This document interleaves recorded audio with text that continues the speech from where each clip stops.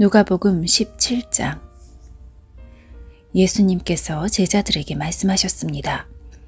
죄짓게 하는 일이 없을 수는 없다. 그러나 죄짓게 하는 사람에게는 화가 있다. 어린아이 하나라도 죄짓게 하면 차라리 자기 목에 연자맷돌을 달고 바다에 빠지는 것이 더 나을 것이다. 너희는 조심하여라. 만약 내 형제가 죄를 짓거든 책망하여라. 그러나 회개하거든 용서하여라. 만일 내 형제가 하루에 7번이라도 내게 죄를 짓고 그때마다 돌아와서 잘못했다고 빌면 용서해 주어라. 사도들이 주님께 말했습니다. 우리의 믿음을 더하여 주십시오. 주님께서 말씀하셨습니다. 만일 너희에게 겨자씨만한 믿음이 있으면 이 뽕나무더러 뿌리째 뽑혀 바다에 심겨라 해도 그것이 내 말에 순종할 것이다. 너희 가운데 밭을 갈거나 양을 치는 일을 맡은 종이 있는데 그가 밭에서 돌아오면 어서 이리 와서 앉아 먹어라 하고 말할 사람이 누가 있겠느냐. 오히려 종에게 너는 내가 먹을 것을 준비하고 내가 먹고 마시는 동안 허리를 동이고 시중 들다가 그 후에 먹고 마시라 하지 않겠느냐. 시키는 대로 했다고 해서 주인이 종에게 고맙다고 하겠느냐.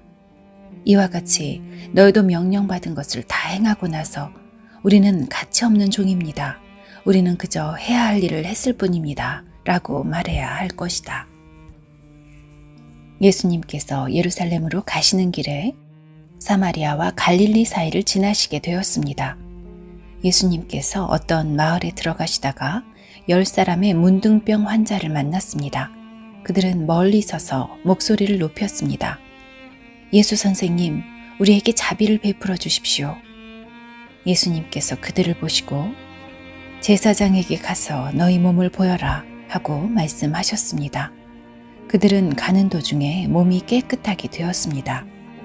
그들 가운데 하나가 자기가 나은 것을 보고 돌아와서 큰 소리로 하나님께 영광을 돌렸습니다. 그리고 예수님의 발 앞에 엎드려 감사를 드렸습니다. 그는 사마리아 사람이었습니다. 예수님께서 말씀하셨습니다. 10사람이 다 깨끗하게 되지 않았느냐? 그런데 9은 어디 있느냐? 이 이방인 외에는 하나님께 영광을 돌리러 돌아온 사람이 없단 말이냐? 그리고 그에게 말씀하셨습니다. 일어나 가거라. 내 믿음이 너를 낫게 하였다. 바리새파 사람들이 하나님 나라가 언제 오는지에 대하여 물으니 예수님께서 대답하셨습니다. 하나님 나라는 볼 수 있는 모습으로 오는 것이 아니다. 또 보아라, 하나님 나라가 여기 있다 저기 있다 라고 말할 수도 없다. 왜냐하면 하나님 나라가 너희 가운데 있기 때문이다. 예수님께서 제자들에게 말씀하셨습니다. 너희가 인자의 날을 단 하루만이라도 보고 싶어 해도 보지 못할 때가 올 것이다. 또 사람들이 보아라 여기 있다 저기 있다 하여도 너희는 그들을 따라 나서거나 찾지 마라. 마치 번개가 하늘 이편에서 번쩍하여 하늘 저편까지 비치듯이 인자도 자기의 날에 그와 같을 것이다. 그러나 인자가 먼저 많은 고난을 당하고 이 세대 사람들에게 배척을 받아야 한다. 마치 노아의 시대처럼 인자의 날도 그와 같을 것이다. 노아가 배에 들어가는 날까지 사람들은 먹고 마시며 장가가고 시집을 갔다.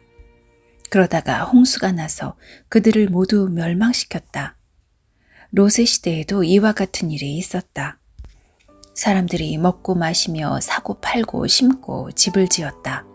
그러나 롯이 소돔을 떠나던 날 하늘에서 불과 유황이 비오듯이 쏟아져 모두 멸망당하고 말았다.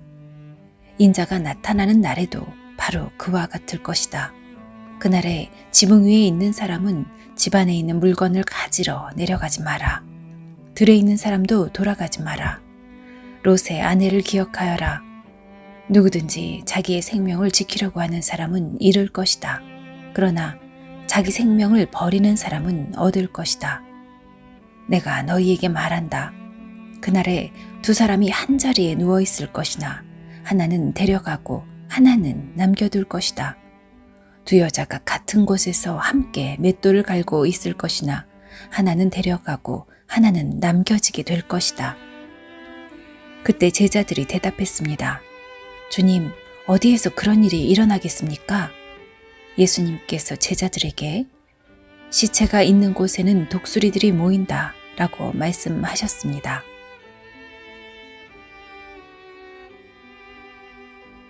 누가복음 18장. 예수님께서 언제나 기도하고 희망을 잃지 말아야 할 것을 가르치시기 위해 제자들에게 비유를 말씀하셨습니다. 어떤 마을에 하나님을 두려워하지 않고 사람들을 무시하는 재판관이 있었다. 그 마을에 과부가 한 명 있었다. 그는 재판관을 찾아가서 말하였다. 내 원수를 갚아주십시오. 그 재판관은 한동안 그의 간청을 들어주려고 하지 않았다. 그러나 얼마 후에 속으로 중얼거렸다. 내가 하나님을 두려워하지 않고 사람을 무시하지만 이 과부가 나를 귀찮게 하니 그의 간청을 들어주어야겠다. 그렇지 않으면 계속 와서 나를 괴롭힐 것이다.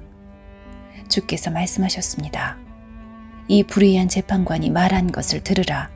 하나님께서 밤낮 부르짖는 하나님의 선택된 백성들의 간청을 듣지 않으시고 오랫동안 미루시겠느냐? 내가 너희에게 말한다.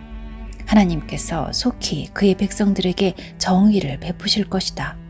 그러나 인자가 올 때 이 세상에서 이 믿음을 발견할 수 있겠느냐? 자기가 의롭다고 생각하고 다른 사람을 멸시하는 사람들에게 예수님께서 이런 비유를 말씀하셨습니다. 두 사람이 기도하려고 성전에 올라갔는데 하나는 바리새파 사람이고 하나는 세리였다. 바리새파 사람이 서서 이렇게 기도하였다. 하나님, 저는 다른 사람, 즉 사기꾼, 죄인, 간음을 행하는 자와 같지 않고 이 세리와 같지 않은 것에 감사를 드립니다.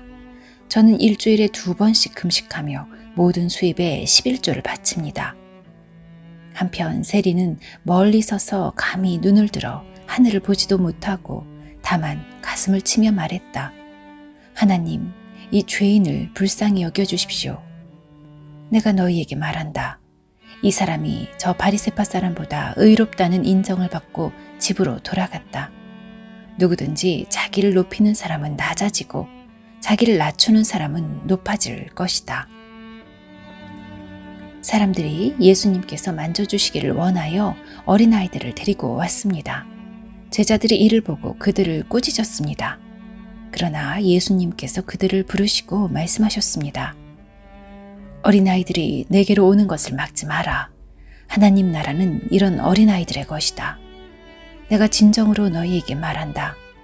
어린아이와 같이 하나님 나라를 받아들이지 않는 사람은 하나님 나라에 들어갈 수 없다.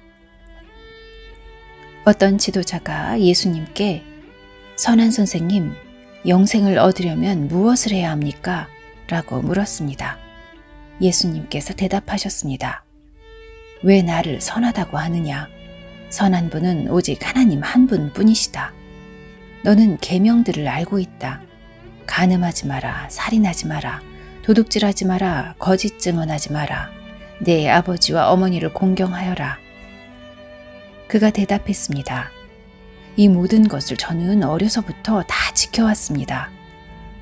예수님께서 이 말을 들으시고 그에게 말씀하셨습니다.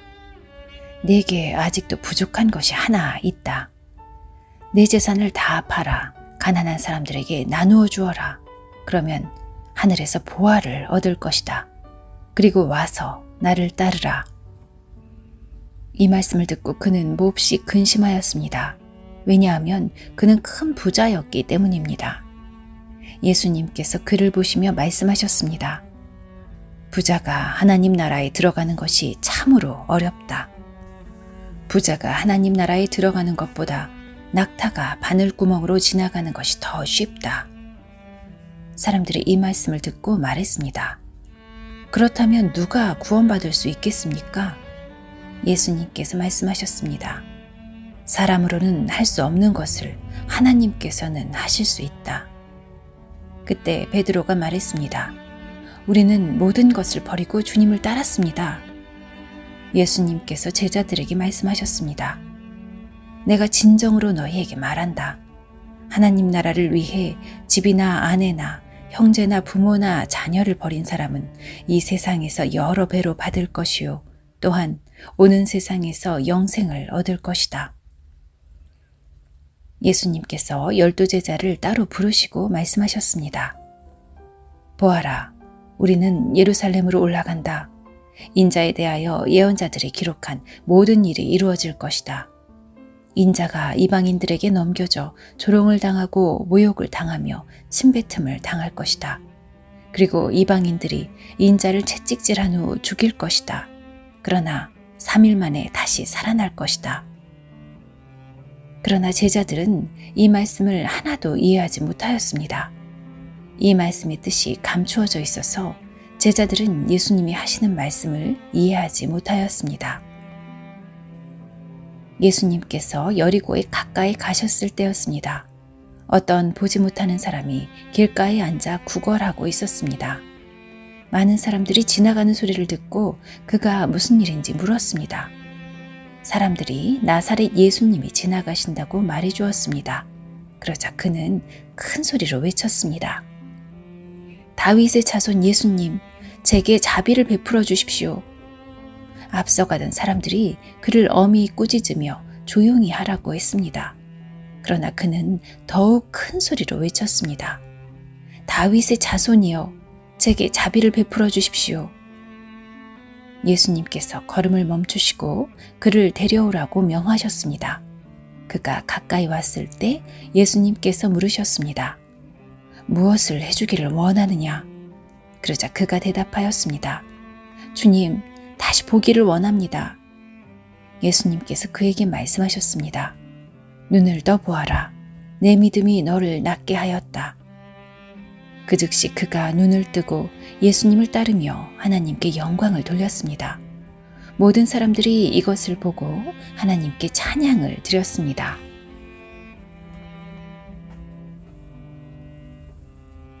누가복음 19장. 예수님께서 여리고에 들어가 거리를 지나시는 중이었습니다. 여리고에는 삭개오라는 사람이 있었습니다. 그는 세리장이었고 부자였습니다. 삭개오는 예수님이 어떤 분인지 보려고 하였으나 사람들 때문에 볼 수 없었습니다. 그는 키가 작았던 것입니다. 그는 예수님을 보려고 앞서 달려가서 뽕나무에 올라갔습니다.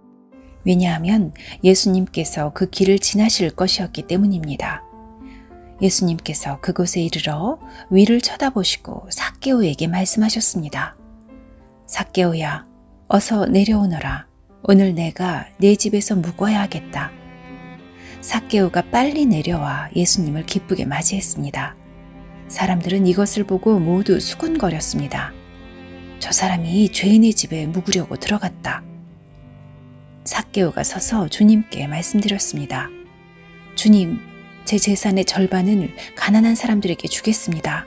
그리고 제가 남의 것을 속여 얻은 것이 있으면 4배로 갚겠습니다. 예수님께서 삭개오에게 말씀하셨습니다.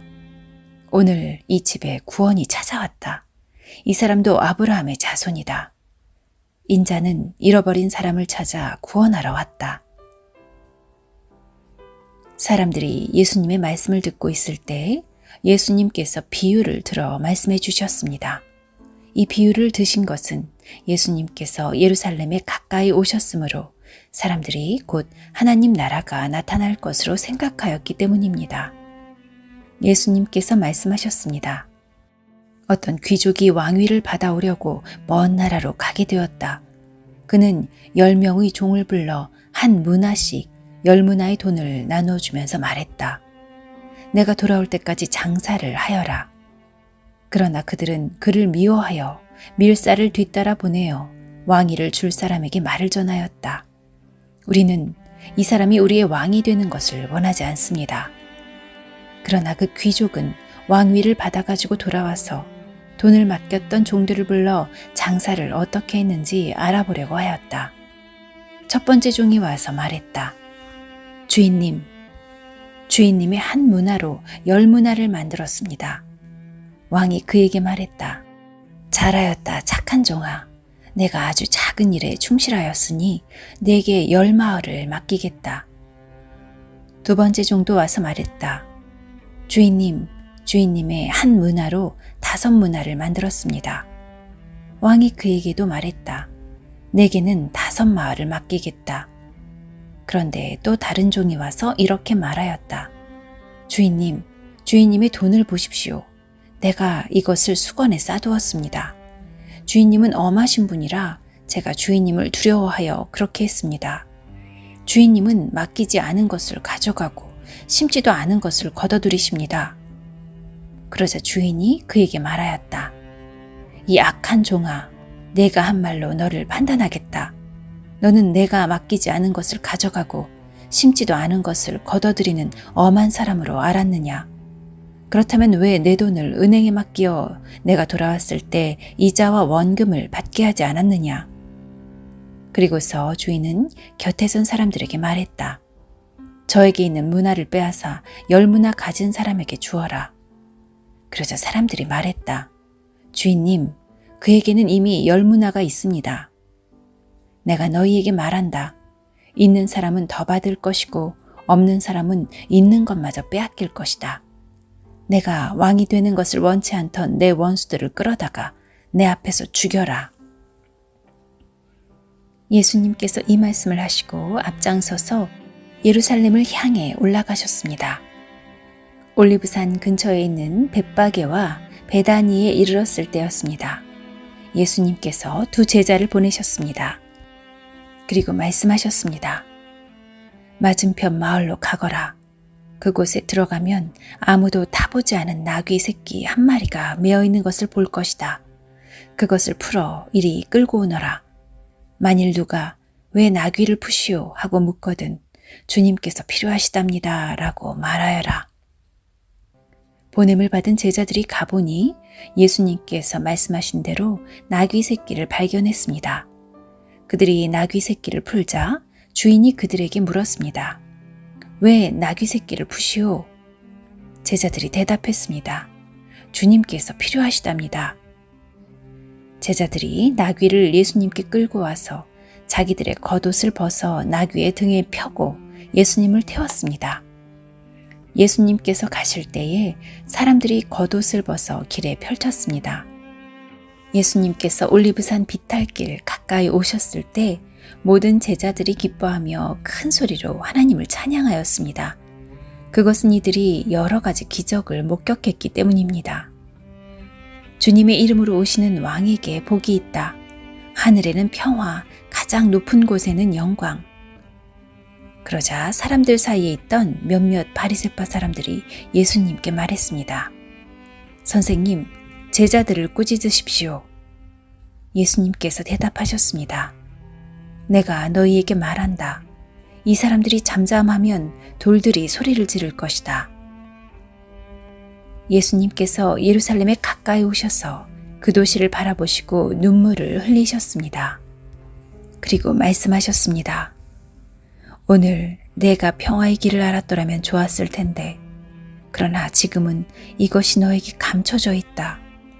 내 원수들이 너를 향해 흙덩이를 쌓고 너를 에워싸고 사방으로 포위할 때가 올 것이다. 그리고 너를 짓밟고 너와 함께한 네 자녀들도 짓밟을 것이다. 또한 돌 위에 다른 돌 하나라도 남지 않게 할 것이다. 이는 하나님께서 찾아온 때를 내가 깨닫지 못했기 때문이다. 예수님께서 성전에 들어가 장사하는 사람들을 내쫓기 시작하셨습니다. 그리고 그들에게 말씀하셨습니다. 내 집은 기도하는 집이다 라고 성경에 쓰여 있는데 너희는 이 집을 강도의 소굴로 만들었다. 예수님께서 날마다 성전에서 가르치셨습니다. 그러자 대제사장들과 율법학자들 그리고 백성의 지도자들이 예수님을 죽이려고 하였습니다. 그러나 모든 백성들이 예수님의 말씀을 열심히 듣고 있었으므로 예수님을 죽일 방법을 찾을 수 없었습니다. 누가복음 20장. 예수님께서 성전에서 사람들을 가르치시며 복음을 전하고 계셨습니다. 그때 대제사장들과 율법학자들이 장로들과 함께 예수님께 왔습니다. 그리고 예수님께 말하였습니다. 당신이 무슨 권한으로 이런 일을 하는지 우리에게 말해 주시오. 누가 이런 권한을 당신에게 주었소? 예수님께서 그들에게 대답하셨습니다. 나도 한 가지 물어보겠다. 내게 말하여라. 요한의 세례가 하늘로부터 왔느냐 아니면 사람에게서 왔느냐? 그들이 서로 의논하여 말했습니다. 만일 우리가 하늘로부터 왔다고 말하면 왜 그를 믿지 않았느냐고 말할 것이다. 그렇다고 사람에게서 왔다고 말하면 모든 백성들이 요한을 예언자로 확신하고 있으므로 우리를 돌로 칠 것이다. 그래서 그들은 어디서 왔는지 모르겠다고 대답하였습니다. 예수님께서 그들에게 나도 무슨 권한으로 이런 일을 하는지 말하지 않겠다 하고 말씀하셨습니다. 예수님께서 사람들에게 이런 비유를 말씀하셨습니다.